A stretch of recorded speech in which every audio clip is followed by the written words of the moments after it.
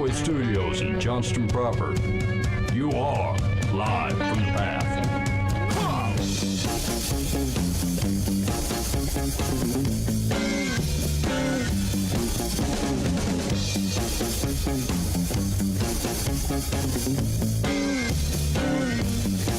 I am a working man, I get things done. Work for the Holy Ghost, work for the Son. I am a working man, oh yes I am. I am a special agent of the Lamb. And you're listening to Live from the Path, coming from the Pathway Studios here in Johnston proper. It's good to be with you on this lovely evening. Okay. Come on. I don't care for that. I'm going to tell you where this came from. There's a couple of years ago, I can't remember, I saw some dude, I was watching a video, and some guy was preaching, and he was saying cool stuff, you know? Yeah. And there was some dude 3 rows in that's just, he's doing the come hither wave. He's like, come on. Like, just keep bringing the Holy Spirit. And I thought, that's the coolest man I've ever, I want to be this excited. And so, I organically just started saying come on every once in a while, and now I overuse it. I say it all the time, and so I need like some follow-up phrases. I tried that grunt noise, but it's misconstrued. So I gotta come up with something else that I can say besides come on, because I say it all the time for just about any reason. Hey, so I mean, not to give you an assignment right at the start of the show, but like, if you want to provide Mike some possible phrases to test out here on the program, you can use the Live from the Path complaint line. It's 515-517-0085. Call or text, and we're looking for phrases that Mike could use here on the show to represent affirmation or send more in. Yeah. Okay. Zip. Yeah. Dude, it's gonna be hard to replace. I mean, you didn't say come on like 3 years ago. What have you been doing with your life? Yeah, I mean, I don't know. I actually wish I would have written down throughout my lifetime. Like, I will find a word and I'll stick with it for a couple years and I will overuse it. Yeah. And then I don't know what transitions it out, or if I don't remember anybody like saying anything to me that made me want to change it. Like I used to say, yeah. Like I double said like a couple times, like for a couple of years, 3 years I did it forever, and then I can't remember. I should have written them down, but like they just come in and then they leave and they disappear, fade away. So I don't know, or like like you find a word that you really like, and then you just start popping it out all the time, and man, it'd be so cool to go back and see what I've ditched, in the last 5 years. Okay, this is a legitimate use of the AI. It's going to take a really long time because we have a 550 show back catalog. But I keep thinking I'd like to run all the shows into some sort of like repository and just ask questions about the show. Like, hey, in 2017, which word was said most often on Live from the Path? Oh yeah. Or which catchphrases and what level of popularity have we seen over the last 15 years? I mean, it would be super interesting. That would be interesting. Yeah. And embarrassing. Embarrassing. Probably a little self-indulgent, really. Right. 2016, the big word was Jesus. 2012, the big word was not Jesus, it was whiz bang. You're like, oh, shoot. And there was the peanut butter year. Yes. Okay, you're listening to Live from the Path. Here's what we got going on the program this evening. This is a real smattering of stuff here. And so, Mike, I don't know quite how to phrase the thing that we were talking about, which is kind of like stay in or stay off the sidelines, or like what's the right way to talk about it? I don't know. Like it's gonna come out real harsh. Yeah. No matter how I say it. But like speaking of self-indulgence, right? Like I just feel like I keep. Like I've been increasingly frustrated with individuals, and then like local groups or parents, and then like the church body as a whole, where I'm like, stop bailing on things and hiding at your house. Just stop protecting yourself so completely, and like mainly it's like when I've been reading through James lately, like I've never taken James is always known for being a book of action, right? Like it's practical and it speaks to stuff, and people are like, yeah, this will kickstart something or other. But like, and I've always kind of read it that way, but I've never read it in like the finality of which I feel it here lately, where it's like, listen, like when he says like faith without works is dead. Like we take it as we need to improve. You know what I'm saying? Like we should do better. Yeah. Maybe I'll find a charity to get involved with, or maybe I'll help at Sunday school or something. And like it feels like it's just way more sharp than that. That like you are literally refusing to sit in a chair. So the question is, do you believe the chair exists? Like it's that foundational, because there's no possible way that if given the option to stand all the time or sit in a chair, there's no reason you wouldn't sit in that chair if it was available. So the question is, do you even believe it? Is it even a real thing to you? And so, like, it just feels like it's been pretty sharp the way that I've been thinking about it and the way I've been praying through it. And then, like, it's been time after time. I just keep watching, like, people who profess the name of Christ getting as far away from brokenness as they can. Yeah. And I'm like, how can you do this though? Right? Like if the Great Commission's in there, and like the life of a Christ follower is to be one of sacrifice and not protection and comfort, then how is this true all the time? That everyone that like even like within our schools and within like really broken situations where like we could just use some Jesus folks to get involved, and like we're like, no, never mind, the government will get it. And we're like, come on, what is going on around here? Yeah. And so like, well, one, this is a litmus test on if it's a righteous anger or not, to make sure I'm not overreacting. Yeah. But two, it's a little bit of a call to action. It's like, don't make up acts to do. Like, live your faith out, you wuss. Like, I'm just tired of everybody running for the hills all the time. Yeah. Okay. All right, we're gonna come back to that. And I suppose, like, if you've got time to bail, if you feel like this might cut you a little bit to the quick, you'll stay here and take this tongue lashing. Also, I was thinking, I've been trying to figure out how to do this without going way too giant here. But the pondering for me for this week was how do we think about what systems or organizations or countries or companies or something, like the things that those types of entities have, the way they have to behave versus the way that individuals within those have to behave. And is it okay that they're different? And so, like, high level, could you say, is it okay for a country to have a different morality or moral level or type of action than the people that live within it? Or is it necessary that the country, you do that same thing? Or even a church? Like, if we say, is it okay that the people of the church are doing different things than, say, like the church as the institution? And so, and I think out of that thought is a little bit of an encouragement. And so, like, I want to talk about that a little bit, because, like, especially as you think about political matters, like, a lot of times we spend our time trying to influence some level of the institution. And the question is that, like, can't you just do it then? Like, can you do it on your own? Like, is there a reason we keep trying to get institutions which move like a ship towing another ship, or is there things that we can do? I mean at a very macro level, like wildly big, where you're like, can't we just as humans do it? Like, maybe the U.S. can't do it as an entity, or they're going to suck at it. But you go right ahead and do it. And so anyway, we'll touch on that only briefly, but I wanted to talk about that. Okay. And was there one more thing? No, we got some dear life from the past, okay. Probably. All right, we'll do that. All right.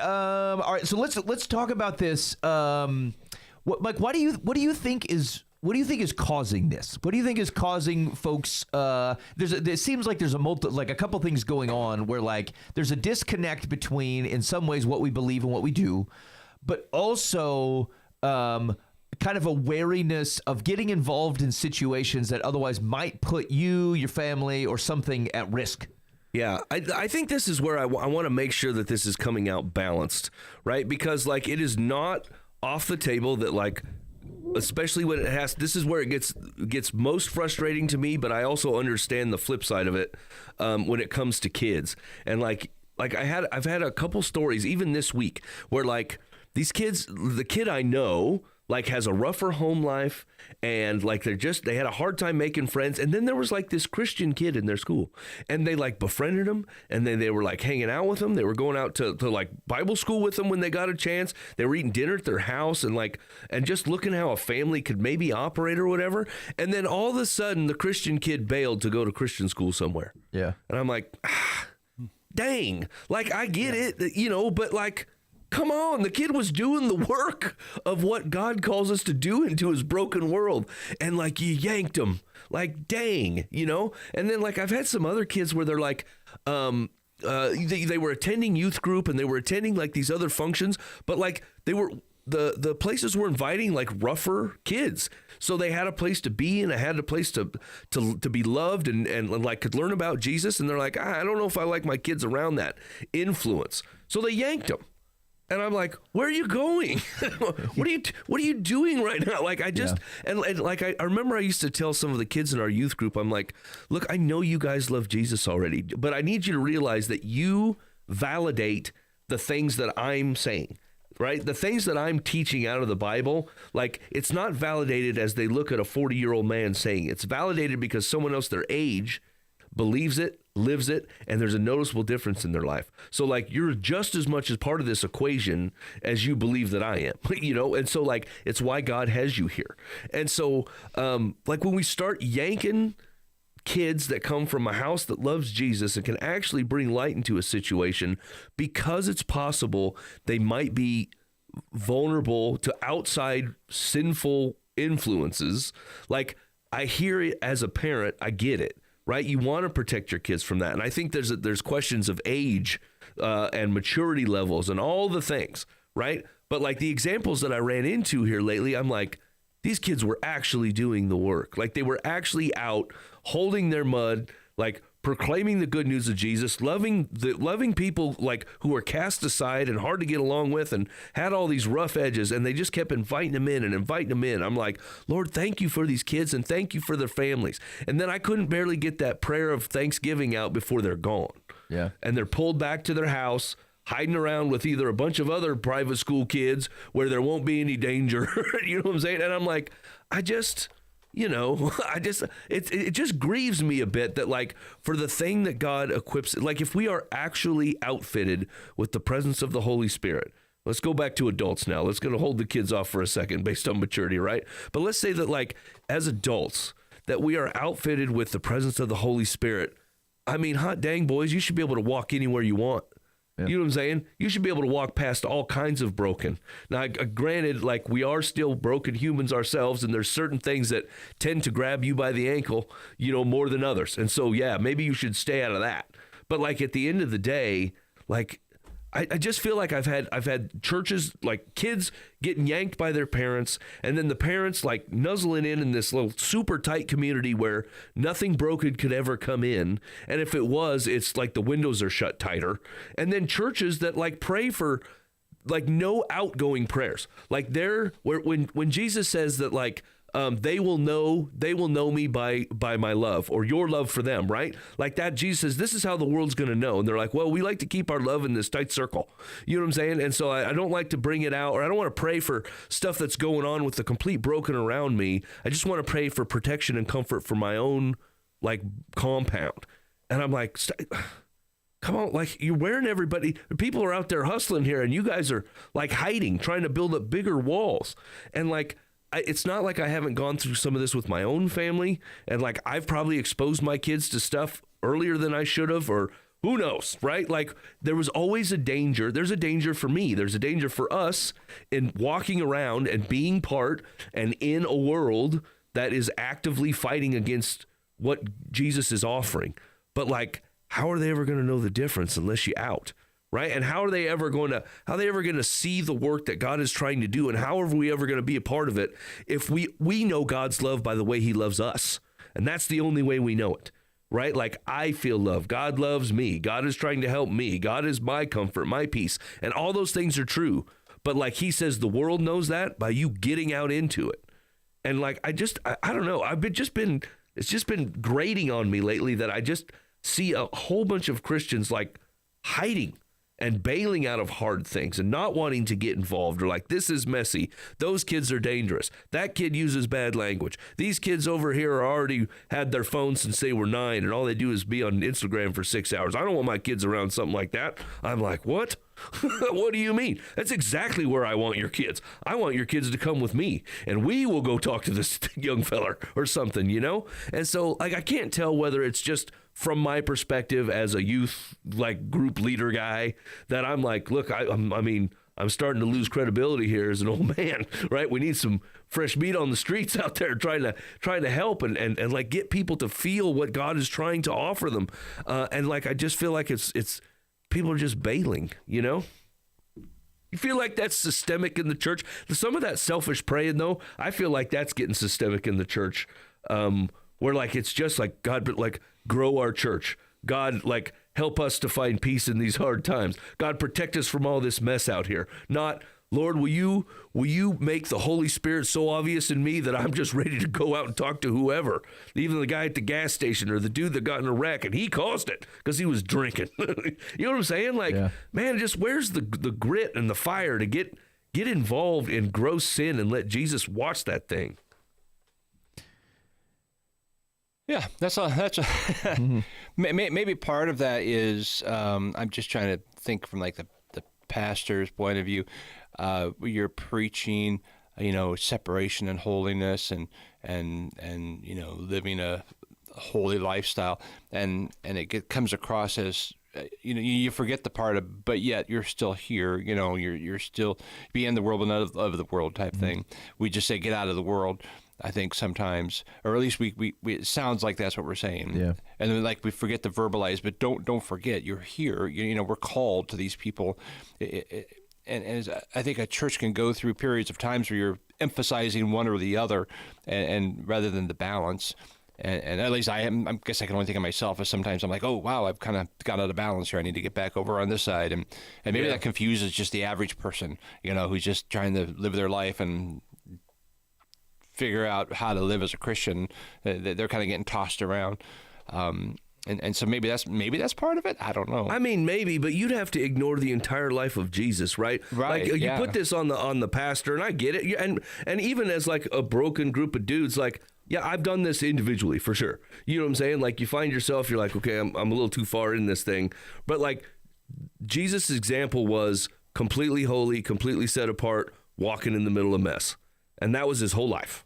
And so like if he's our human example on how this is supposed to look, like you do all the things that God says, like creates you in a separated, holy, like follower of Christ, and then you are unstained by the world, and when you get stain on you, you repent of it, and then you hand it over to Jesus, and then you get back out there where stain getting thrown around, and somehow it either don't land on you because you put on the full armor of God, or it does land on you and you go, God, I let my guard down.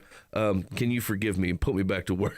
Right. Like it just seems like I don't know what we're trying to produce. You know what I'm saying? Like at the end of the day, like I've had these conversations with a couple kids here lately where like their big struggle is like, I don't know what I want to go to college for, what I want to do with my life and all this stuff. And I'm like, you could go to college or not. You could work at Burger Shed or not. You could pick up the streets in your town or not. Like follow Jesus wherever you're going, live holy, set apart, and in pursuit of the work that God is doing. And no matter what you choose to do, like this is what joy will look like, and freedom and peace and all the fruits of the Spirit and success as far as God measures. That's what success, how success is measured. Now, your parents who know you better are going to say things like, look, I know what your tendency is to do. You need to go to college. Or, you know what I'm saying? This is where God put you in a community and a family to help you figure some things out. But like practically, the big red letter sign is just follow Jesus wherever you're going to go. Just make sure that like you are involving him in your questions and you're involving him in your decisions and you care what he says, not just I'm going to do this, you should bless it, right? Like him being in the middle of it. And so like even if we set these kids apart and we kept them unstained by the world, and then when are they going to go out? Right? When they're 18 or 19, you know what I'm saying? Or 20 or 21. And then they start walking around the world and you're like, this place is terrible. And then like, what's their gut reaction? It's either to join them or hunker down and now they're out of it. And then their kids are out of it too. And then, you know what I'm saying? Like we just create generation upon generation of staying out of it. And like, that's a worst case scenario and not even a practical example of what definitely happens. But like, I think it's a little bit of my fear, right? Like I just want to be able to be praying outwardly as people who love Jesus. Like once you're saved, you're like, I don't want this room to be lonely.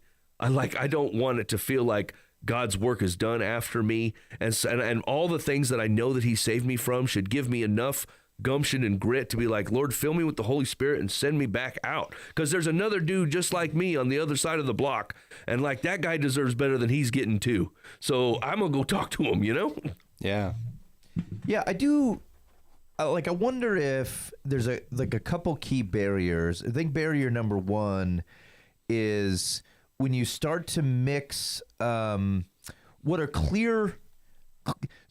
Think of clear biblical responsibilities, right? Like you're supposed to protect your children. It's part of your job. It's built in you as a parent. In the same way, you're supposed to provide and be around for and lead your family. But like, can God send you, say, to go do missionary work for a year or go do something that is away from your family for a year? Could God do that in contention with your understanding of what it looks like to care for your family? Yeah. Sure, he could do that. And the same thing goes with how you think about your kids. Like you have a biblical responsibility to otherwise care for, protect, love, point your family. But the question is that like does that understanding supersede you asking God, what do I do? How do we serve you best? Is this the spot of which like a place where my family or my children are supposed to be involved, even though it carries risk? Because it has to, like it has to. Opportunity is risk. These are the same. These two words are describing the same thing. It's just which side of the coin you're on. Okay, and so I think the question is that like, do I trust God with my children, and will I continue to listen to him and trust that he will guide me? One, if or as you get exposed to messy things that otherwise this person may be bringing a light into, they also can be influenced by. And so like the opposite can also, or the other side of the coin can also be true. The risk part, which is like, hey, I want to go, I think this is important to kind of like make sure that we're being light into darkness, and you or your children or something starts to get consumed by it, and you got to bail and you can't do it anymore. Both of those, but like that's how we manage all scenarios, which is like, where is God pointing me to otherwise be involved or pull back or invest time or don't invest time or whatever. And that is true for your children as well. And as discerners of where the Spirit is leading them, then like we shouldn't just not ask, which I think is somewhat of the thing. It's like, oh, I have a responsibility to protect them. And so you didn't even ask. Like, God, is it better to leave them here? Is it better that they go to the place where the risk exists than it is to separate them from it because I'm worried that something's going to happen? The worry is righteous. God probably, like, you were built as a parent to have the worry, but like the same thing would be true for you. For any situation, it was like, hey, it would be just like you might pray, Lord, should I quit my job and do something that pays half of that because it feels like maybe you're directing me towards that thing? You would have a worry because you're supposed to protect your family or provide for them, but God may still be asking you to do the thing that's a little bit unknown or a little bit risky.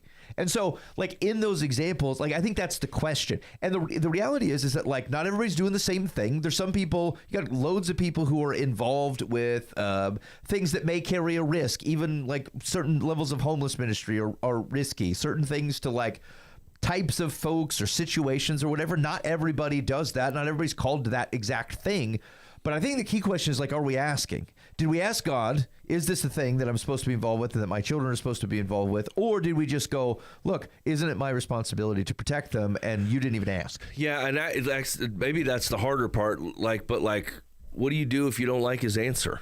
You know, you do it anyway, right? But yes, but that's the hard part. Because, like, I mean, as Abe ties up his son Isaac and goes, I hate this. Yeah, I don't like that story is so flat in the Bible. You know what I'm saying? It's so flat.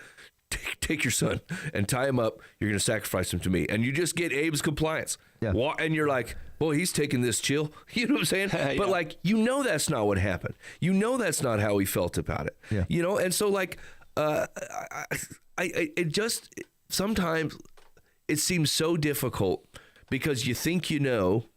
what God's going to do and how he's going to do it, right? Yep. But like, I don't know how long that you have to walk with Jesus before you have figured out that you have no idea what he's going to ask and you have no idea how he's going to do it. And you can be guaranteed it's not going to be in the way you figured. And like, that is the one constant with my walk with Jesus is the inconsistency of which he accomplishes his means. Like like whatever thing that I thought was going to do a thing almost never does a thing, or it contributed to a thing in such a way that I had no idea it was actually accomplishing this, you know? And so like we've talked about this a little bit before, like God will eventually, for example, want you to plant a church in Boston.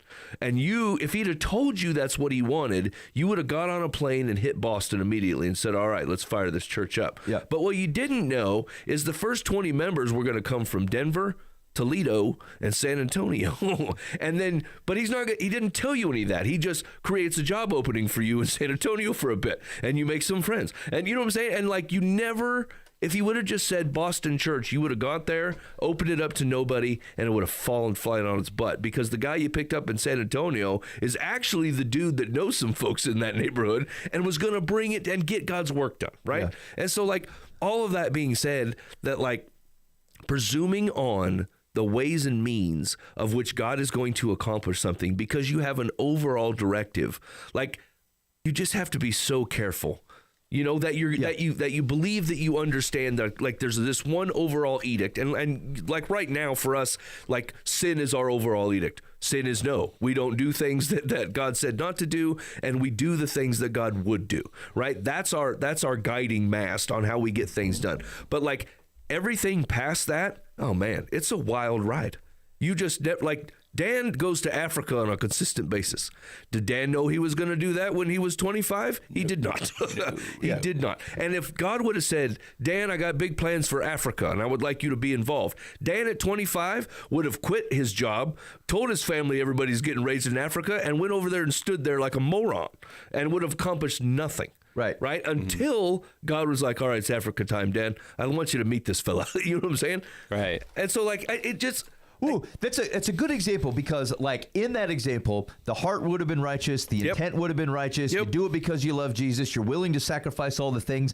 God was not there with you yet, and you jump the gun to go do it. And I actually think some of that's true. You know, I think the difficult reality is in like a modern Christian mind. I'm gonna have to stereotype a little bit here, but like the risky situations you're worried are gonna create prodigals. And they might. But then I'll tell you this, a lot of times the methods that you're going to do to try to keep your kid from becoming that, you're going to turn it into that kid's brother. Yeah. There's what I'm saying. You know what I'm saying? Like the difficulties in Christian schools, like you surround your kids by a bunch of other Christians. And like, again, Christian community is great. Go for it. But like, if they don't actually have a view of the world of which these things are happening, which the world is how it is, and it's difficult or whatever, you can become high-minded about it. I've said it on the show like a ton of times, and like we've talked about it at church relatively consistently, is like the risk of the house church environment, as an example, is like, because of its stripped down nature, it feels like it has a purity that is somehow like better than somewhere else. It's an asinine thing to think. It's wrong. But it can feel that way because you're like, oh, we're not subject to all the other crap going on around here. Oh, yes, but you're subject to the different kind of poison, but it can be a poison nonetheless. Yeah. And that can be true on the whole, like the separating from has a risk of pretentiousness. Pushing all the way into with a heart for righteous work can also get you swallowed by the muck. And so like, these are both risks here, and let's not pretend like one of those risks is actually more holy than the other. But both of them can be appropriate actions, but like it's the discerning voice of Jesus. But I think the big thing is like, did you even ask? Like, that's the question. Did you ask? Like, we've asked, I think every few years we're asking, like, is this time for either one or all of our children to go to public? We've homeschooled all of them. I'm open to putting them in public school if we need to. Like, if that's what God said, like I would say actually pretty like strong petition a couple years ago was like, are we sure? Because like so far this is the path that we've been on. Is it still the right path for us? And like I have all kinds of reservations, but like I also have all kinds of reservations in the situation that we're in, because our situation currently carries risks for not doing that. And so like that's the question. Are you asking? And here's the thing. Is it a different situation if it is so clear? Like if God himself in some way shows up to you and goes, tie your kid up, you're going to be like, I'm going to have a time up, man. I don't, because God said. But I think for the inability often to discern the movement of the Spirit, and I think from such a corrupt view of the Spirit that we're often getting from pulpits and from like teaching and things and just wacky stuff that you're like, I don't even know if I should be listening to any of this stuff. We can't discern the Spirit, which means we start leaning back on our own wisdom, and your wisdom predominantly will be protection. Yes. And like, I mean, no one is going to look, like I said, I know this is fire and hot one side. I know you want to protect your kids. I want to protect my kids, you know, but like there just feels like if I look at the biblical example of Jesus and then the rest of the New Testament, it's literally people putting themselves in harm's way, surrounded by brokenness, and usually suffering the consequences of having been around it without being corrupted. Ooh, okay. So here's what's interesting contextually, I guess. Do we have this example? Anything to go off from a New Testament perspective as it relates to youth? No. I would say no, but I would say the age of which youth stopped in the Bible was like 13. Yeah, also true. Like, yes, our notion, like you could be getting married at 14. Yes. 14, 15 and stuff. So like the notion of being an adult, doing adult things was certainly earlier. Yeah. Yes, agreed with that. And so are we in a different place socially where like we simply are not having, and our society is not set up to have your kids act in grown-up ways and be prepared for it by 14, 15? Yeah, I do actually think we've probably, I'm not sure it's a disservice. I'm not sure. Jewish culture is not implicitly healthy on how early they did a thing. Yeah. But like, I suppose like there is it's not risk is too harsh of a word here, but like, do all the example of the life of Jesus, do I say, okay, well then 5-year-old, that's you? Probably not. Yeah.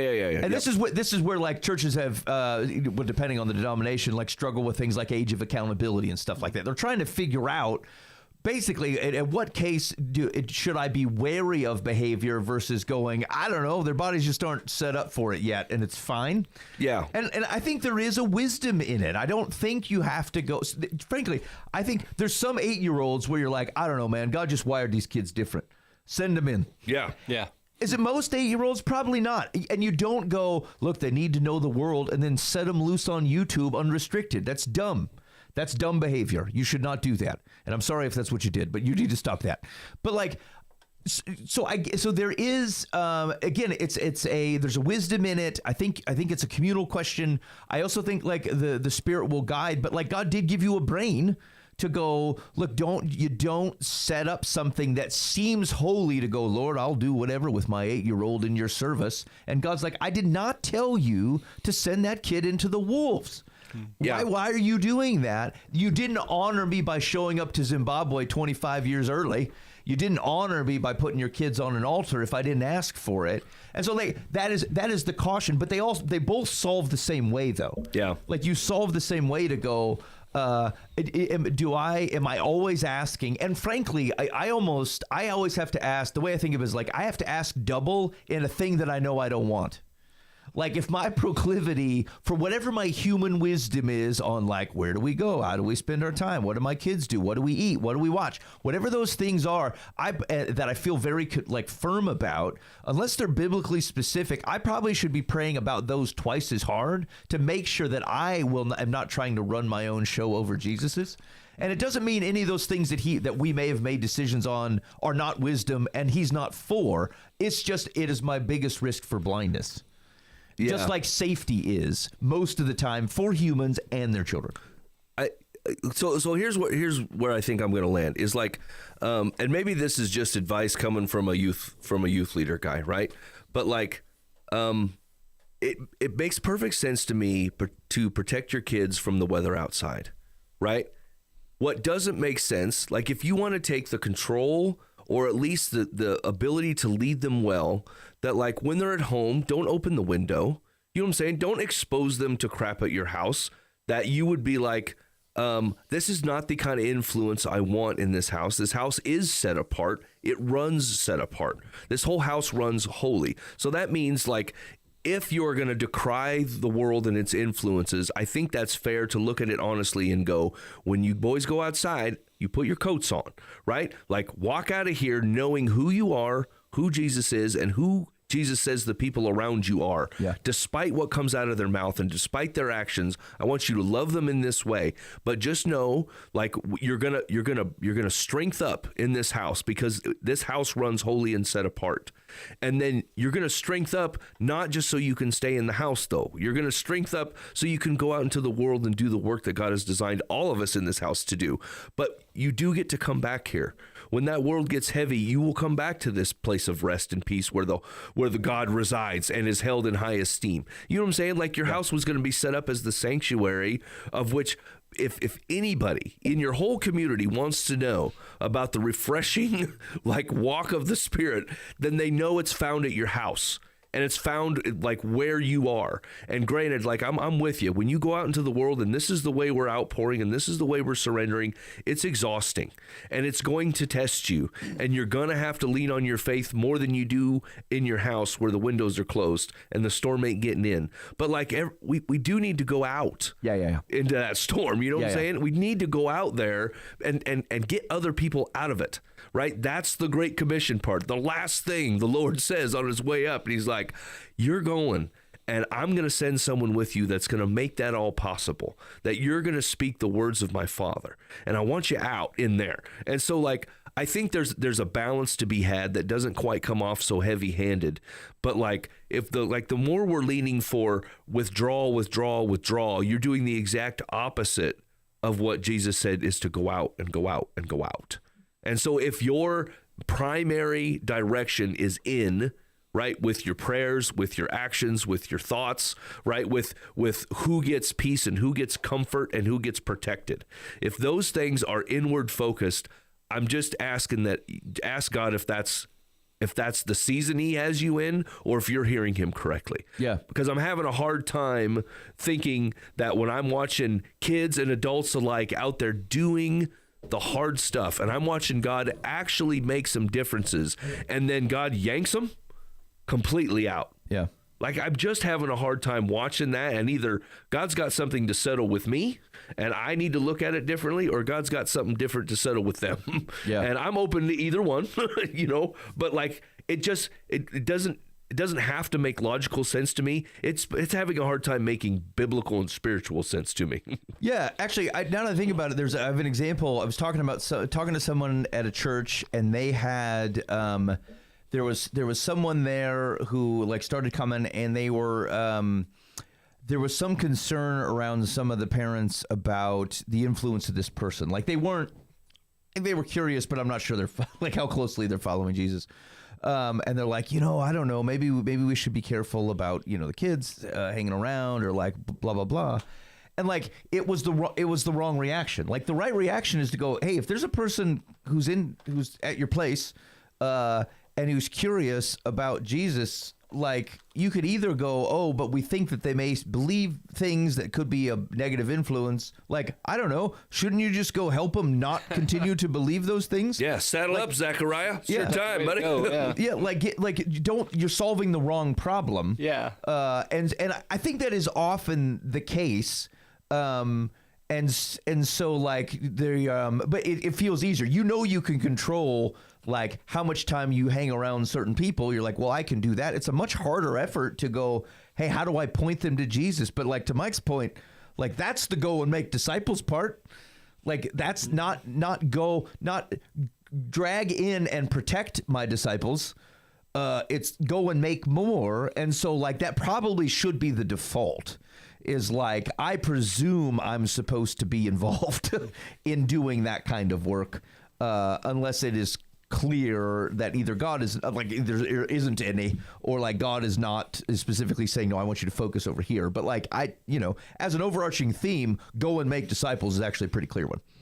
It's funny enough, like I had this conversation with my wife today, and like I told her, I was like, as of late, I have a really hard time like finding time to be me. Do you know what I'm saying? Because there's so many opportunities and so many things to be doing that I'm like, what if I never like fixed my house again?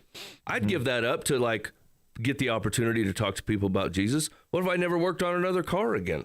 You know what I'm saying? What if I don't golf, but like, let's be like, what if I'm just done golfing? You know what I'm saying? And like, I kept going through the list of the stuff that like, I don't know, if you had to look at me from a 10,000 foot level and you weren't going to talk about Jesus stuff, what would you say that Mike does? You know what I'm saying? Like, these are the things that if there was zero things going on, Mike would default to X. Yeah. And like, I don't know that I've defaulted to X in quite some time. Yeah. And I thought, am I no longer me? Am I just like a pawn in like this Jesus work operation? And I thought, I don't think he wants that. But like, do I think he cares if I ever wrench a car again? No, I don't think he does. You know, and so like part of me goes like, I thought, what a weird problem to have. But actually, I feel kind of blessed to have the problem. I'm like, apart from the identity that the Lord's given me and the work that he's given me to do, what do I do with myself? You know what I'm saying? And I'm like, that's a better question than, you know what I'm saying? Yeah. Like, I know everything that I would do. I need to make sure I set apart time to keep my golf game up, or set apart time to make sure that like I'm doing woodwork, because the woodworking hobby is what really makes me me and gives me the refreshments. And like, I think that's cool. Don't get me wrong. None of that sin stuff, right? But what I'm saying is like, if you're looking around and your heart's got the same opportunistic look at people as Jesus does, you're going to be like, screw that table. I bet I could go to coffee with Tim.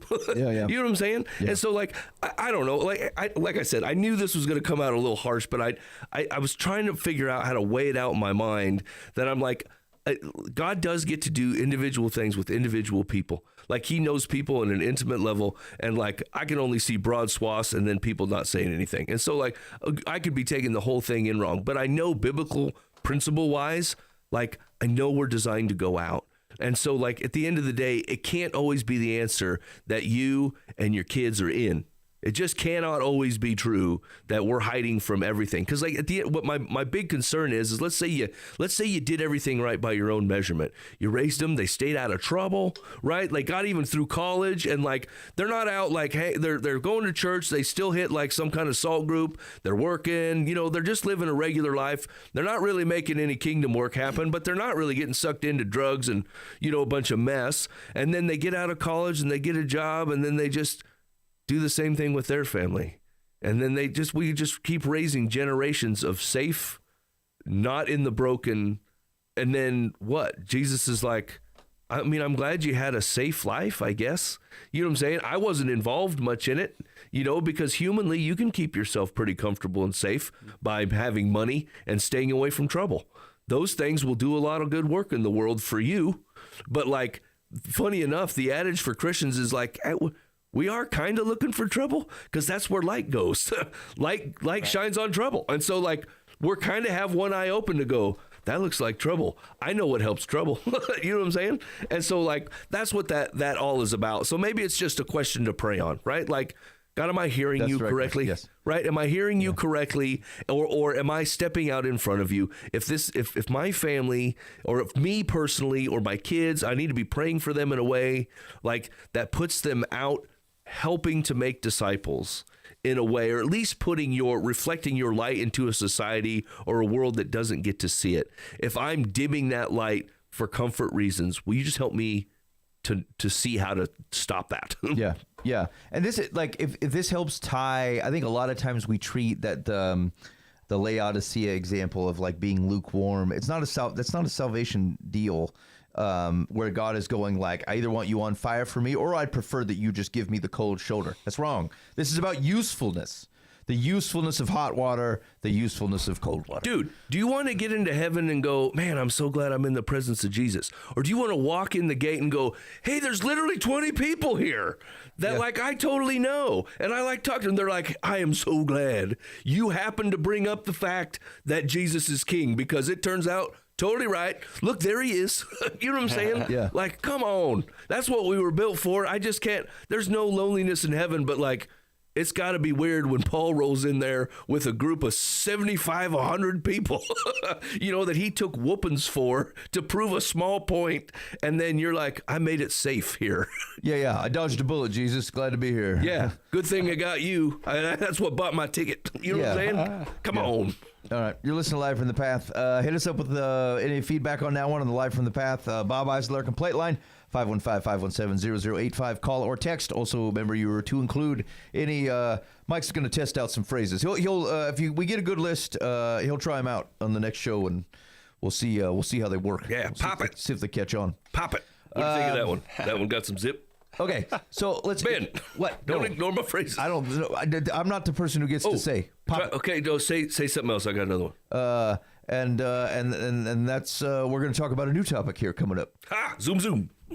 Zoom. I do. See, it's gonna be hard to replace. I don't know. Dan enjoyed that, but like a junior high kid would enjoy it. Yeah. It doesn't have a long He said longevity there. I don't know. Okay, so I'll be honest. We're not going to delve deep into this particular topic. It's not. It's a for us. mid-level topic. Yes, but I was pondering this question as I was pondering this recent bombing of Iran. Where I'm like, what are you supposed to, I don't think this is probably good. I don't think, you can't police the world. I'm not sure we should get involved in all the things. As a country, I think you can't be on the hook for it. Frankly, I think it postures you towards aggression, and I don't know. I'm not sure it's healthy. However, is there something compelling about evil getting reckoned with and people finding the out of oppressive regimes? Yes, I actually think there is. And so that level of thing got me to thinking, like, so what would you do if you're not supposed to go and like just invade all the places and do all the bombing and all the stuff as a country? Let's just presume that's right for now. But you do think actually, you could support them overthrowing their own place. Can you just do it individually? Can you send your own? Can you and a group of dudes go like, you know what? We're just going to go help out in Iran. I'm gonna go topple a country. I'm not like, I think they could use some help. I think I'm going to go over there. I'm motivated to personally help overthrow.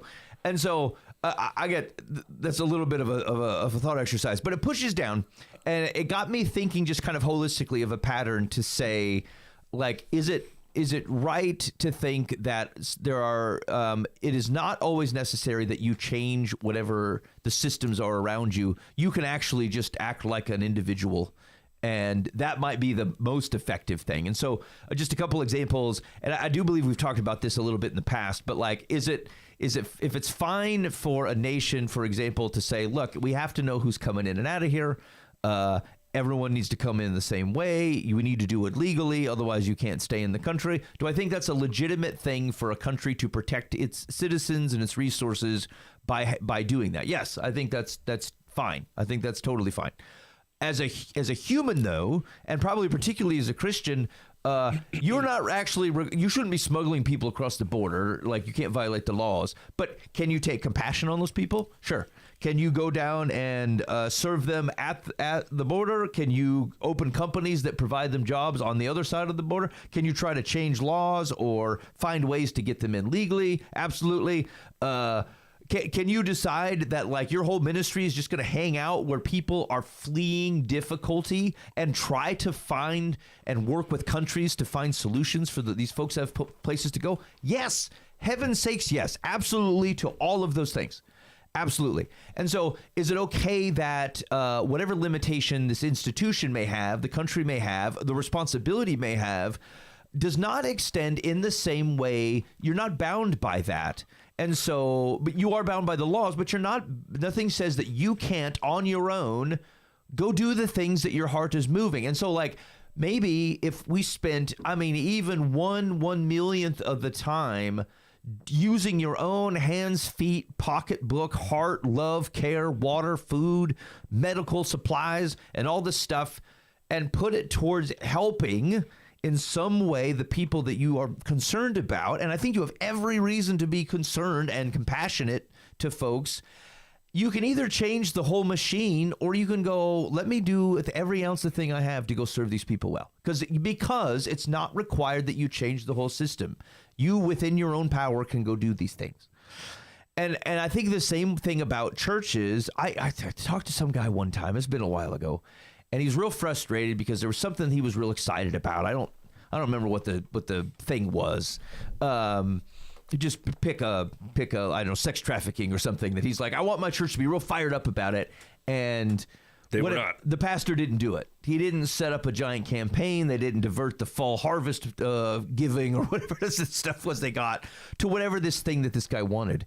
And he was real mad that the church didn't do it. And like one of my questions to him was like, well, I mean, did you give?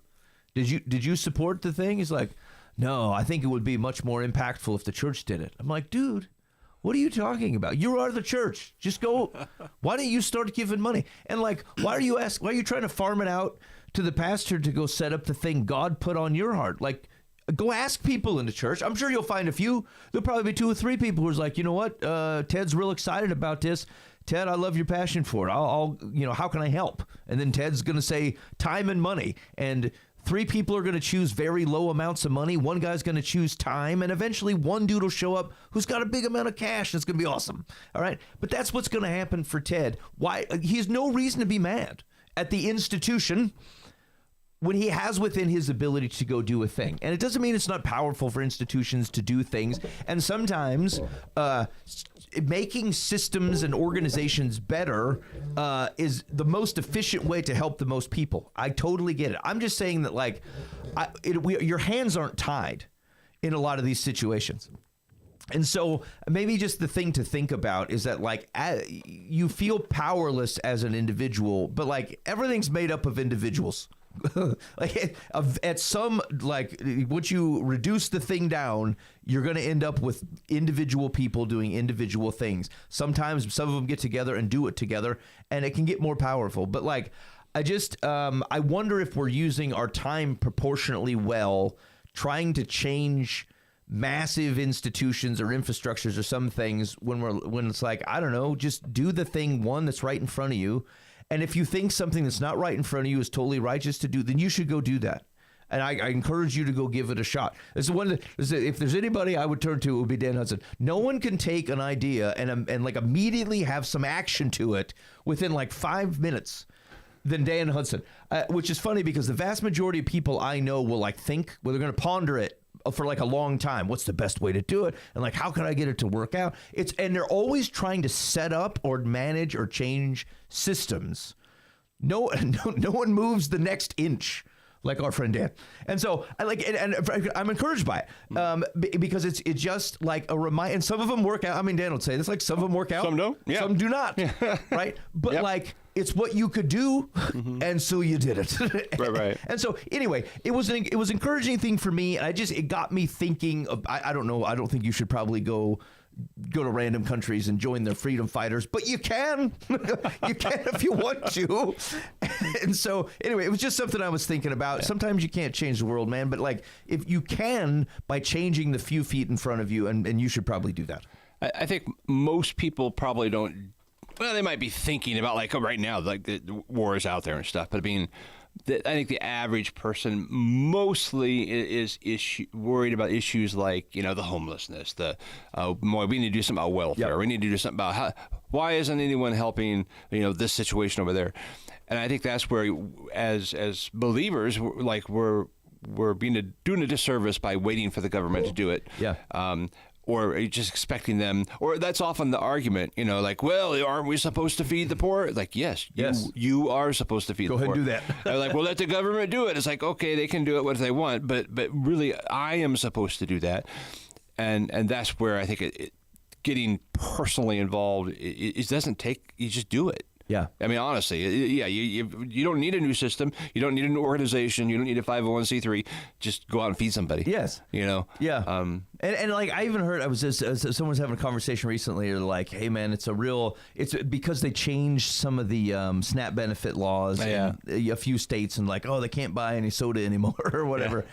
And I'm like, Okay. I mean, if you're really upset about it, like go pick up some soda and go take it to somebody. But also if you're like, hey man, it's a real scandal. People can't get by on the amount of money that the government provides, or they can't buy healthy fruits and veggies. I'm like, okay, grow some and take them over there, or hit up the farmer's market. Now, what is often difficult, actually, we had tried to do this, and like we actually had a hard time getting someone to take vegetables.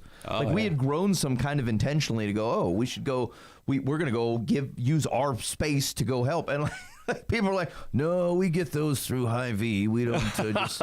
It's kind of like you can't take Valentines and homemade brownies to the school anymore because kid might have a nut allergy, or Ted Kaczynski might be your dad or something, and so like they just don't want you bringing in random crap. I get in some ways people rely on bad systems, and the only way to do it is to change the systems. But like I think it's an encouragement. Like if you can't solve the mile, then go ahead and solve the inch, and then keep praying on the mile. Yeah. It's funny, like how often like systems in general, like they sound like such a great idea, right? But like we'll put in systems that actually didn't ever need to be scaled, you know? And like we're like, this will be solved through a process that is repeatable and can be counted upon every time. And like it never fails, no matter what system it is repeatable, but it cannot be counted upon every time, and it cannot fit the nuance of what the situation is being asked of the process. And so to fix it, we create another process within the process to try to catch the nuance, except for it overswung a direction. And then we're like, oh man, we need another process that would keep this from overswinging. And like the truth is, like a human on an individual level would have saw all that within 3 seconds of being in the situation and went, here, take this. There it is. Or guy who is like, who you're enabling and not helping, you go, you won't be taking this. You know what I'm saying? And so like you need help of a different flavor, and this is not going to actually benefit you, so I'm going to withhold this from you. You know what I'm saying? And so like it's such a, it's funny because like we're a very individual society, but like we push all our problems up to the collective as if the collective is not a bunch of individuals. You know what I'm saying? Like it's this faceless entity. And like, like you've been a part of government things before. I don't care how great your government is. It's got 200 years worth of processes layered in it, trying to figure out how to handle nuance of human behavior. Yeah. And like there's one clear entity that can handle nuance behavior of humanity, and it happens to be the Holy Spirit, right? Yeah. Who can go like who can give discernment in a way that goes, yeah, this is risky, but it looks risky on paper, but no, I'm doing this, right? Opposed to is like, you're going to stay out of this because this is chaotic and it has no bit of me involved. And so like, it's not going to resolve even with your help. Yeah. You know? And so like, I do get it. Like you're like, they take money from us for taxes. And so they should be doing all these things. But like, I was trying to think of an example that might solidify some of the things you're saying. But like, it's like you live in a town that takes, you know, like a local option sales tax or something for the town.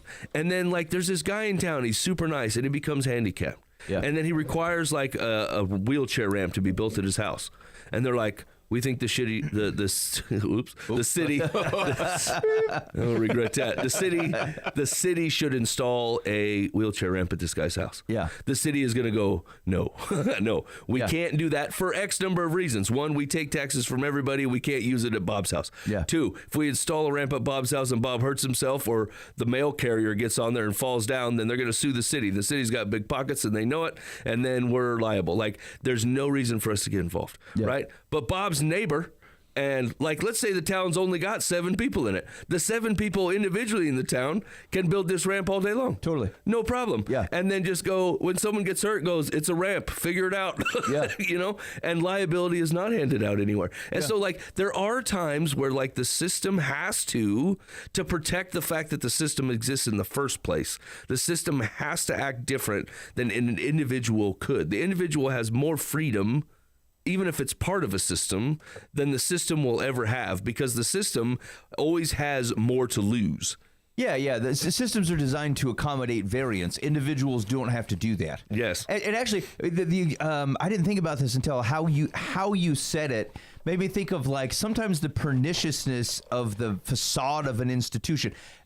Who's coming to the DMV? Individuals. Who works at the DMV? Individuals. But somehow the DMV as an institution has taken on a consistent flavor across every municipality of which it exists, even though you could look at your neighbor who works at the desk and goes, dude, this is crappy. And you go, this is crappy. And it's not necessary to treat individuals that way. But somehow, because you're under the banner of the institution, we're like, well, I've been changed into a DMV man.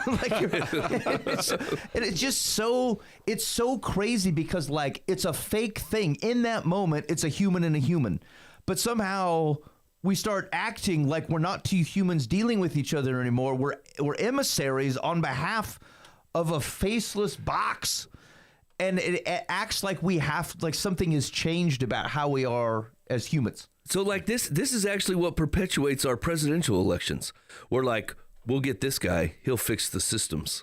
Do you know what I'm saying? Yeah. And what has been historically true since our country's inception, no one has nailed fixing the systems. Most of them like to create even more systems. Like, I've passed a new law. Very rarely are they like, I'm shutting this stuff down. Now, old Trumpo's a little different. He likes to cut. But like most are like, we're adding this. We're going to put this layer in. We're going to create this department that focuses on this thing. And like, you're just adding more systems to manage on an organization that already struggles to maintain the systems it's got. Yeah. We can't even enforce the system that is currently in place because most of these systems actually aren't as bad as you think. They're just not enforced to any way. You know what I'm saying? And so like there's rampant fraud and people are stealing. And you know who's stealing from it? Individuals. And you're like, this system is broken. You're like, no, the guy stealing from the system is broken. No one like watches a guy take seven whole chickens out of the freezer and make a run for the door at the Fairway and goes, I can't believe Fairway allowed this, right? We go, that dude stole 7 chickens. Yeah, actually, so what's so interesting about that, so take as a quick example, if you think about healthcare and provision, like Medicare and stuff within the United States. So like there's $100 billion of fraud in Medicare a year. And they know this. Like they know that it's fraudulent. And then so to like, what you would do if you were in the store and you saw a guy grab 7 chickens and start to run out the door, you would look at the dude and go, hey, that guy's causing higher prices for everybody. He should stop. Yeah. And you would be part of tackling or go get him or whatever. Like you participate in the stopping of it. But we don't do that. We look back. It'd be like being in the same store and looking at the guy who runs the Fairway or the Walmart grocery and go, hey, like you are screwing this up. No, you shouldn't. You should eat it, whatever this fraud is, because it's your problem, not mine. Even though, and you should never raise the prices because you're harming the poor people who needed the cheaper groceries. Yeah. Right. And like communally, we should be like against the guy stealing the chickens, but instead, it's as opposed to going, dude, you should lay down hard on that guy, and he should never be able to get chickens from here again. Yeah. But we don't want to do that, and we don't want to have to put any individual thought, effort, or whatever into it. We just want to blame the faceless thing. We want to write a letter to corporate, and tell them that they suck. Right, because Fairway's response to you, because like if you go to Fairway and go, hey, it's unreasonable that you allow people to steal chickens, and they're like, okay. We'll hire security to watch chickens all the time. We'll have 2 dudes look at the chicken aisle and just sit there and stare at them and make sure what's up, and they're like, well, how are you paying for that? Are you going to raise the price of bread to cover the security guys? Like, I mean, we got to raise something. We just generated $150,000 worth of salary here to protect the chickens. And people are like, this is outrageous. And you're like, here's the thing. The guy stealing the chickens was the whole problem. Right? Now you're just mad at Fairway because they allowed a thief. I mean, like, it's just such an asinine thought, but like it's pervasive. And we've been conditioned to think about it this way for so long that you find yourself jumping on the bandwagon. You're like, you know whose problem this is? Government. You know what I'm saying? But like, now granted, government has problems. I'm not a fool, you know, but at the end of the day, if you would just be willing to like sift through some of this mess, the chicken thief is the problem. Yeah. That's the whole problem. You know what I'm saying?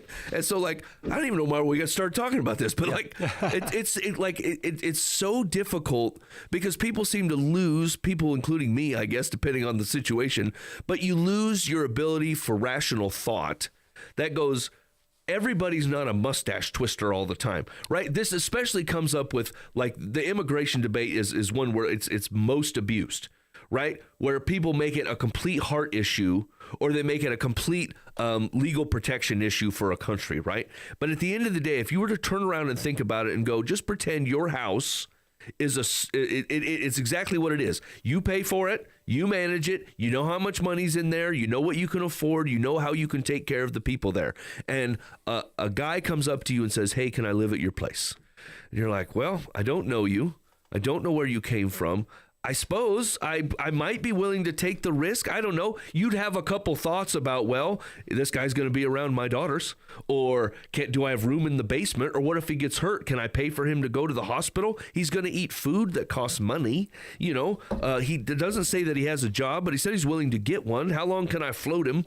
You know, until like it kind of sinks the whole ship here. You know, like I would ask the same question about taking on a wayward family member that the United States is asking about letting someone in the country. Now, to be fair, it's very convoluted and difficult to become a full-fledged U.S. citizen. It takes a lot more time than the immediacy of their situation feels like it dictates, right? But also, like, the problem is not the United States' ability to let someone in. The problem is the crappy, war-torn mess of a city they came from. Yeah. So, like, the actual problem is people are doing evil things where they come from. That's the problem, right? It's not whether they can come in this country or not. The problem is their home sucks because evil things are happening there. So if you want to be mad about something, you should be mad about that.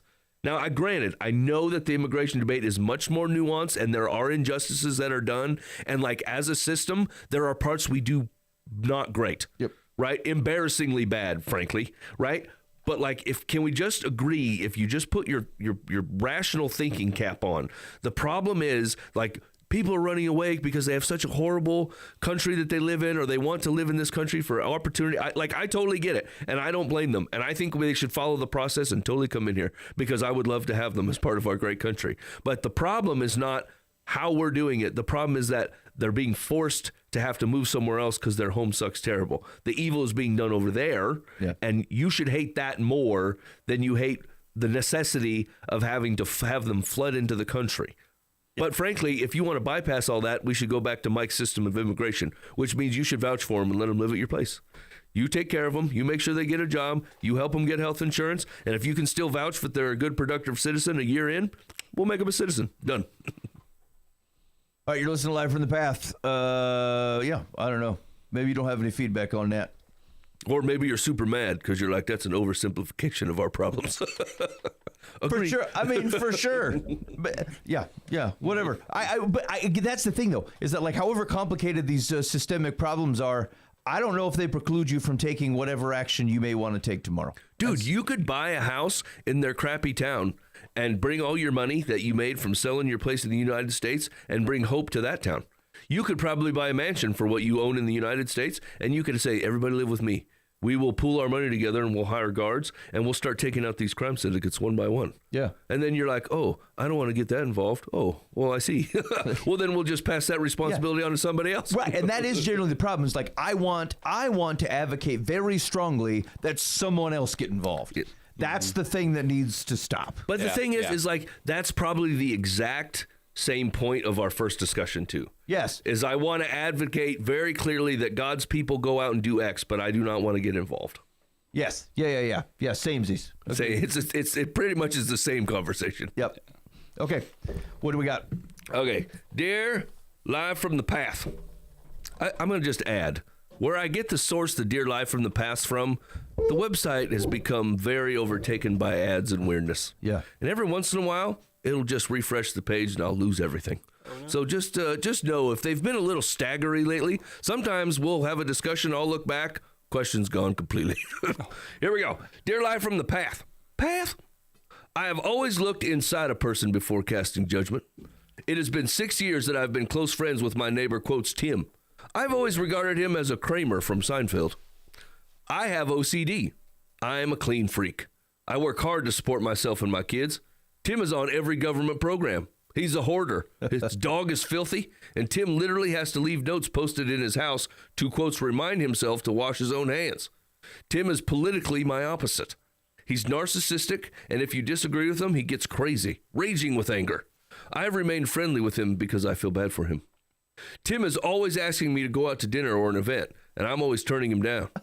He doesn't have much money, so when he needs something, I help out. Lately, though, because I feel like he's taking me for granted, I have been quietly pushing him away. Tim has now become increasingly needy, both emotionally and financially. How can I end the friendship without sending him into a spiral? Whoa. Tim's kind of interesting. Yeah. He's a real interesting dude. Yeah. I would also submit your description of yourself, like you've just painted yourself as the best person ever. And then you're like, and then there's Tim. Tim's a problem. He's not only politically opposite than me, he's pretty terrible. So, okay, here's like I'm listening to this description of Tim, and I know I'm not supposed to like him, but then I think to myself, like, I don't know, doesn't look like he's trying. He's setting up notes. Yeah. To remind himself to wash his hands. It's like, this is a man who's trying. Whatever his normal base level reaction to the world is, seemed like it's probably difficult and probably a little bit abnormal compared to how most people live. But he does look like he's in some way trying to do good things, even though it's not his natural bent. I find it interesting that he invites you, like he's trying to build a relationship with you. Yeah. I mean, is he trying to like have a date, or is he just trying to know his neighbor? Oh, yeah. No, I think he's just trying to know his neighbor. Yeah. I mean, He that's doesn't cool. have the air of romanticism. Yeah. I mean, to be fair, like by your description of Tim, it feels like Tim is probably not a high functioning individual. He's not dealing with a full sandwich. Yeah, there's a, boy, it's just what I tread lightly here, but like the maturity of someone that has to remind themselves to wash their hands. The fact that they're doing it means like someone cared enough about them to help them set up a system of which they would remember, right? But like there's a large amount of the population that does not require a note to remind her to do something like that. So I feel like you're either not telling the full story because you really want to be mad at him, and if you said, hey, like he suffers from a mental disability or whatever, people would think you're a turd. Yeah. And so my guess is you are a turd, and Tim has some issues that you don't share, and so like instead of like at least having a little empathy, not excusing his raging anger that you claim he has, but like at the end of the day, some people's capacity is only so much, and they're running at full. And I feel like you held out every bit of information that would actually point to the truth, which is like he's not operating at full capacity, and you, sir, are judgmental and kind of a turd. Yeah, I mean, just don't. Okay, his question was, how do I basically sever ties? Yeah. Okay, so here's the my neighbor. difficulty: is that like I would try to talk him out of it, but like if his position is that he wants to sever ties with his neighbor, maybe you're not a good friend to old Tim, regardless, and so maybe it's fine if you sever ties. Yeah. But like generally speaking, what I would say is that like I think it's okay to go, look, man, Tim's not my favorite guy to hang out with, but I'm going to be generous with my time. But just say like, look, once a month you'll go out with Tim, and you know what? Don't bring up politics. Talk about the Detroit Tigers or something. Like, I mean, there are a billion other things to talk about. Not everything you believe has got to get hashed out with someone who disagrees with you. Right. Just let that go.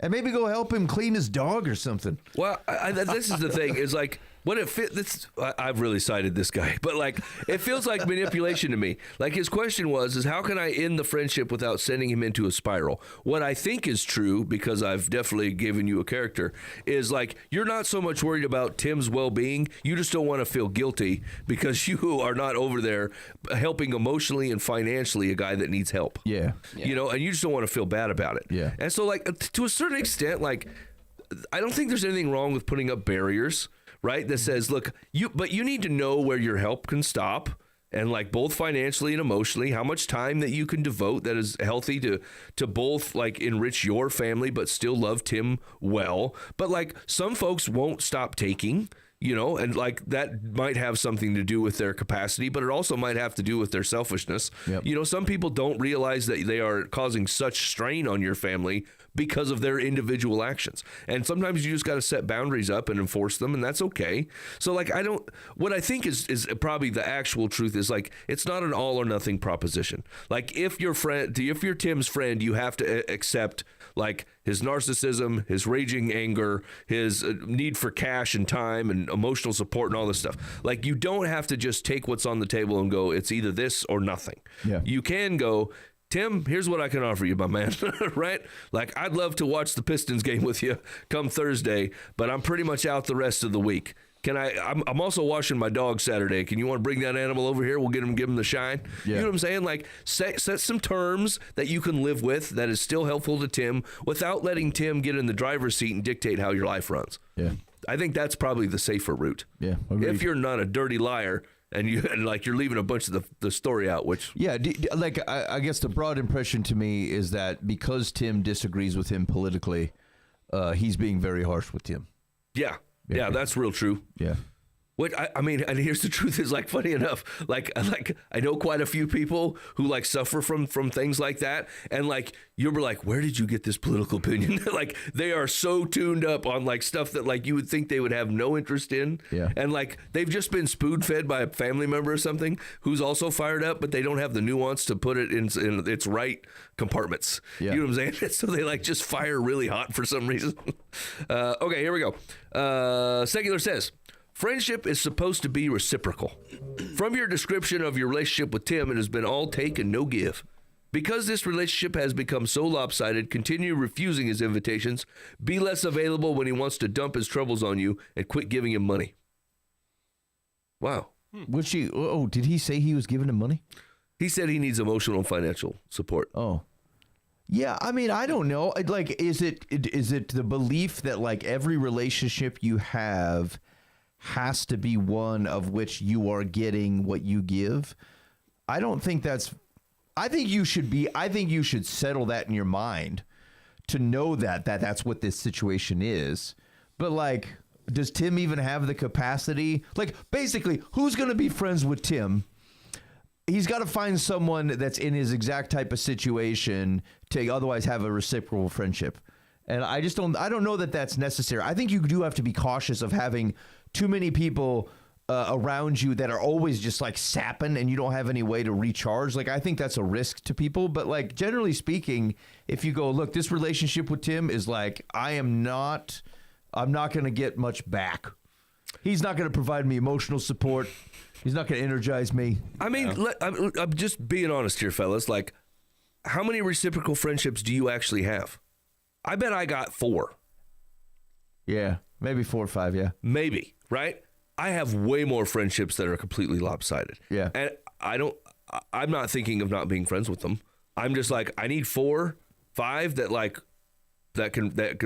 I pour into, they pour into me. Yeah. Right? But like after that, I'm just going to assume as you go out into broken, you're going to be pouring out. You're right? Like that just feels regular to me. Yeah. And so like I think if we're being real honest, like if the modern thought that every friendship has to be reciprocal, it's really hard to be generous if everybody has to be reciprocal. Yeah, that's true. It leaves zero room for generosity. Yeah. Yeah. Yeah. And like, that's just not our, now obviously secular is going to answer different than us, but like our approach to life is pretty much one of sacrifice and surrender to what God has you doing in the service and love of other people. So like as a follower of Jesus, you are probably going to pour out a lot, you know, and like This is where God refreshes and renews and restores, and you set boundaries and you get yourself some close reciprocal friendships. But like all the other friendships, they're just going to want to talk because you're the one reflecting light into the world. And so they don't have a whole lot to offer you anyway because the world's wisdom kind of sucks. So like really your reciprocal friendships are people who reflect Jesus back into your life so you could take it in. Yeah, exact change. Exact change. All right, next one. Dear Live from the Path. My spouse and I host regular meetings of a book club. It has been very successful. Lots of people attend. We serve wonderful food and wine. 2 attendees rarely miss this event, although they have never actually been invited. They come by default with their spouses, whom we did invite many years ago. We are not fond of these 2 women because they are whiny and annoying. They go on and on about their ailments and life problems, and they rarely have anything insightful to say about the books we discuss. My spouse and I wonder if they have ever read a book, much less one of the books that we cover. We're not sure if anyone else who attends feels the same way, but we do know that some of our friends have hung out with them. I often tell my spouse we need to drop them from the invitation list. She says we can't because the other attendees will notice and will look like the bad guys. Is my partner right? Is there any way to stop inviting them without looking mean? I'm worried we will be stuck hosting this pair forever into our old age. I don't know that you're looking mean. I think you're mean. Like, they seem very concerned about the appearance of the situation. Yeah. Hey, the other people around will think that we don't want them there. That's true. You don't. You don't want them there. And so either deal with the consequences because you feel like it's justified, or if you look around and the whole community that you've invited in here is going to think poorly of you, it's possibly because you're behaving poorly. And that should be the trigger to stop behaving like that. Yeah. So, is your advice to just tolerate this? Yes. It's actually not probably as bad as you're making it out. Yes. Yeah. And I here's my guess too, is that like if you set up a real book club or whatever and everyone else participating and you got a couple of looky-loos in there who ain't reading the books and talking about their ailments, you're probably doubly irritated. Dude, welcome to Sunday church, dude. Yeah. There's like 4 people that really care what's going on. Everyone else is just there to yap it up. This is what I'm saying. And so you gotta retain some optimism that they're eventually going to be taken in by this book. This is the way the church runs. That's what I'm saying. And so like, but what are you going to do? You're going to look around and go like, okay, we're going to pray. Those 3 guys back there not praying. You're out. You're out. You 3 out. You're out. But my wife's next to me. Don't care. She gets to stay. You, sir, you're out of here. You embarrass us. Yeah, take your kids. You're making our church look bad. And so like it's a tough spot. You could now maybe you've tried this and you just didn't mention it, but have you tried engaging these people in such a way to go like, you know, what did you think about the book? Or, you know, like just finding, I think we've lost a little bit of ingenuity that goes, hey man, how can I help turn this into what I want? As opposed to recognizing it for something I don't want and then immediately trying to take action to separate myself from it. Again, related to earlier conversation. Yeah. So like, what would need to change? And so like, maybe when you've exhausted all the things, maybe it'll be clear that you've exhausted all the things and everyone will be like, look, man, Marianne really tried. She really tried to get that lady in here. And instead she just dominates all the things about her bunion and her hernia. And we don't ever get to talk about the book. Then the group will shame and it will work itself out. It doesn't require your own internal action. But like, I don't know. Can you see it as a positive challenge to go, I wonder if I could figure out a way to get these people engaged? Dan, you feel like this is like an art that people learn from interacting with people, how to like guide them in a way that keeps you from having to say the blunt thing? Yeah, I mean, people, they don't like confrontation. They feel uncomfortable, so they'll kind of back off, but they want to disinvite them. I don't know.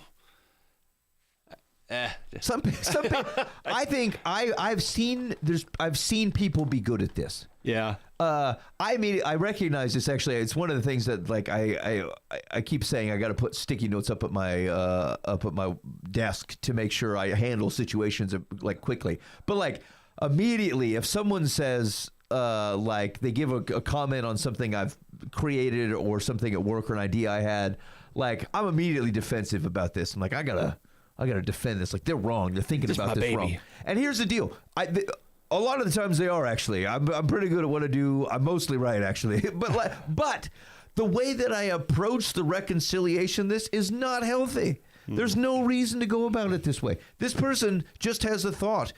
There is a skill in helping win people to your way of thinking, as opposed to try to convince them that what they were thinking was dumb.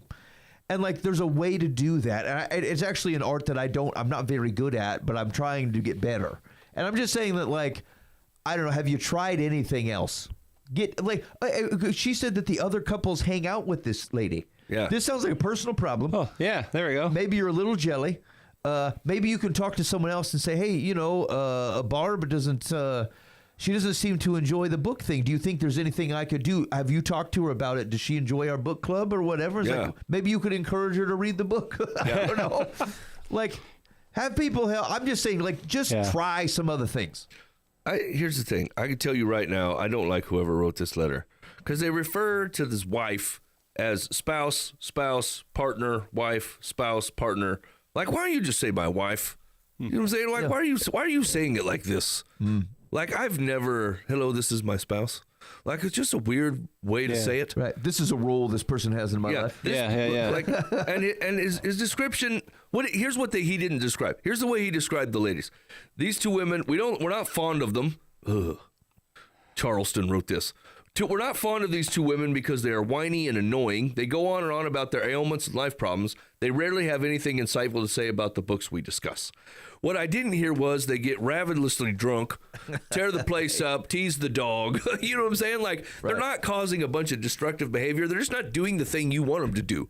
And you're this is a book club. We're here to talk about books. And that's the whole point. But I'm going to guess that almost everyone else in there, the book is reminding them of something in their own life. And they bring it up as part of the discussion, and that is not bothering you near as much. You just don't like these two ladies, right? Yeah. And they're not your flavor of people, but they're coming with their spouses, right? And so you invited their spouses, and so that stuff comes as a package. You're gonna have to figure out how to be a 3-dimensional human here, and distract them with the TV show, or bring the dog out and be like, hey, the dog loves it when you guys pet him if you want, figure something out. Yeah. Okay, Secular says, you very well may wind up hosting these two pills in perpetuity, unless at the next meeting you establish some rules that should have been made clear from the beginning. In order to participate in these get-togethers, members of the group must have read the book under discussion and refrain from discussing other topics during the meetings. To do this is not unreasonable. Certainly not fun. Yeah. Who's going to be the police? This is an HOA turned into a book club. Okay, you want to do one more? Yeah, Let's do one more. Then we're out. Okay. All right. Dear Live from the Path, my mom and I recently got into an argument about her mortgage. I'm on the mortgage and a title to her home because she couldn't afford to be on it by herself and needed my income and credit to help her. So I did. I helped her. I am now married, and my husband would like to refinance our home. Problem is, I'm still on the mortgage to my mother's house. I've asked her twice before to let me off the mortgage, and she responded by saying, I can't. I need you. When I asked again this last time, she blew up at me. She thinks my husband is controlling me or manipulating me to ask her to let me off the mortgage. Now she, quote, hates him and doesn't want to see him or his family. She's barely talking to me and acting super cruel and vindictive. It hurts me that she is acting like a 5-year-old having a temper tantrum. I'm so sad. I just don't know what to do anymore. Any advice? How do you get off a mortgage? Someone have to buy you out? Pay it off. I mean, do you just sign a paper and be like, this person's no longer liable, just me? They have to go through the credit check and all that stuff and all the underwriting or They whatever have to that is. basically rewrite a mortgage, right? Yeah. Because they're like, there's no way the mortgage company's going to go, okay, we had 2 people to collect from. Now we only have 1. We're not doing this free. Right. Right? You're going to have to re-sign up for a mortgage with us. I mean, it's not as simple as either the husband or the wife are making it out to be like, Right. just let me out of here. You know, like you made a binding legal contract with an entity called the mortgage company. Yeah. And they're not just going to let you tool out of there because you want to. So like, there's more to it than that. But maybe the mom doesn't understand that either. I don't know. You know, like, do you think she's being generous? I wonder how old her mom is. I don't know. You know, say she's 50. Is that different than if she's 70? I don't know. Dan doesn't feel strongly about it. I'm not. Yeah. Okay. Well, yeah. So, do you have any advice? I mean, she needs money. She's 70. She has a harder time getting work, so it probably is harder for her. She's 70. You think that, like, the mom might know something about her own financial? Yeah. That she's not like letting the daughter be privy to. She can't do it on her own. She's like, I need you, not like I need you emotionally. Like I need I need your greenbacks. money. I need your name on here, or I can't have this house. But the mom's covering How I the took mortgage. that. She's paying it. Yeah. Well, I wonder why that's stopping the husband, because like basically the refinance mortgage company's going, this woman already has a $200,000 house in her name. We're not refinancing you. How'd they get it in the first place? Yeah, I got more questions than answers here. Yeah. Looser lending standards. Things have changed. Yeah. True. Okay, I'm just going to give the secular answer. We're going to bop. Okay. Secular says, you have my sympathy. Getting your name and the financial guarantee that goes with it off your mother's mortgage may not be as simple as you would wish. It's time you spoke about this with an attorney with an expertise in real estate, because extricating yourself may be both time-consuming and expensive. Yeah, probably cheaper than refinance, or more expensive than refinancing. Whatever money you were going to save refinancing your other house, you're going to pay in attorney's fees and getting yourself off the mortgage to your mama's. Yeah. Sorry, I missed it because I was doing something else. Like, is the mom wants this to happen, or does no? The mom does not want it. Yeah. And now hates the husband because she thinks the husband is the driving control over this attempted refi. But it's a refi of the husband and wife's house, not the mama's house. Oh. Right? And so she's like, for the refi for the husband and wife to happen, the wife's got to get off the mama's mortgage. And the mom is not letting it happen. It's like, you will not get off this mortgage. I need you to be on it. Probably because the mom doesn't qualify for the loan herself. Oh, well, Right. okay. Yeah. Right. Yeah. This is a classic. You just want to blame the big company. That's fine. The mom should start it. Go try the action, and they'll go, oh, if you get off we won't allow this to happen. We want you both to secure the loan, and the mom can just go, look, man, I tried and they won't let me do it. Yeah. And if they let her do it, then she should stop protesting.